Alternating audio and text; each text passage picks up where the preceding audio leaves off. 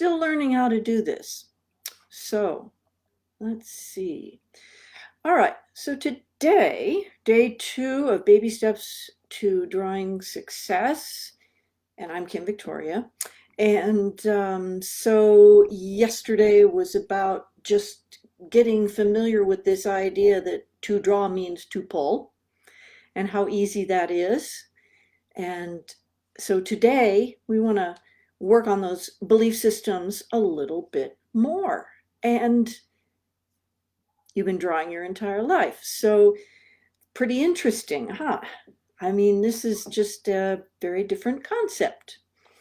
And one of the things I want to share with you is why am I doing this 5-day challenge? And it's sort of a challenge to me because it's really hard when you hear somebody saying I can't draw and I can't draw a stick figure or straight lines or I have no talent and everything. And I wanted to create this to kind of explain it all in a way that is accessible for people. So so maybe we can make a dent in that. Maybe we can start creating a new dialogue and helping people to realize that drawing is it's friendly, it's accessible, it's doable. It's something you did when you were a little kid and it wasn't hard then. It doesn't need to be hard now. So anyway, so yesterday we did the pulling and today it was about drawing your entire life. And a comment was left on the YouTube video that was poignant, and it reminded me of my struggle around drawing. The comment was, beliefs affect us so much. So my belief about drawing came from 2 girls in 2nd grade who told me my son didn't look right and that I should draw it the way they did. Well, that just like poof, that I mean that pulled up all this stuff in me because that's almost the same time when I quit drawing for a few years.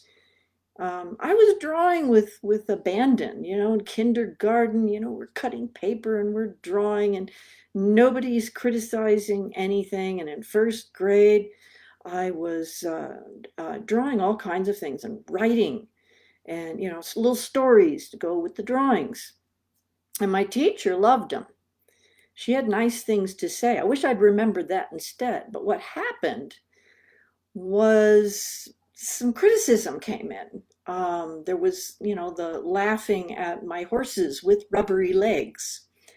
So I looked at some photos of horses and went, well, yeah, they don't, my drawings don't look like real horses. And well, gee, they're not, and the stories, well, that couldn't really happen. And, so criticism. Well, I didn't have a thick skin. And I don't know that little children too often have a thick skin. So it really affected me. It, I got like really depressed about what I was drawing and what I was writing. It was inferior. It didn't look real. It wasn't good enough. It didn't look real enough. So I saw the difference and then I looked at my own drawings as being, you know, unworthy. So I really related to that comment. And so I went a few years where I didn't draw anything at all. My mother got me some coloring books, and so I learned how to color within the lines, and I was looking at those drawings that I was coloring in, and I'm going like, well, I can't draw like that. So it was kind of rough. So I don't know. I think I went about 5 years where I didn't draw anything. Well, fortunately, something inside me pushed me to get back started again, and I did start drawing again. But yeah, I think that happens to a lot of people.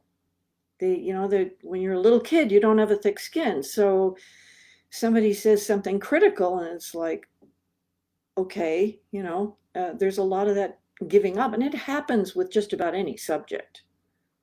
Criticism is very damaging. And I don't know where it comes from. Does it come from parents? Is it kids get feeling funky about themselves and so they pick on others because they don't feel, because they haven't gotten acknowledged? I don't know. Anyway, don't let something that happened when you were little stop you if you want to draw. And really what it boils down to is whether or not we want to draw, whether you want to draw. Because if you want to, there's no reason why you can't start where you are and kind of regenerate some of that kid-like enthusiasm and go for it. And so, yeah, look at your stories. What is your story uh, around, being a little kid and just drawing and having fun? And then now you don't believe it, that it's even possible. So let's look at the stories because, we can shift that story. We can nurture ourselves out of the story that we've been believing in. And, I've still struggled with that. It sticks with you. So we have to work on those things and let them go. So,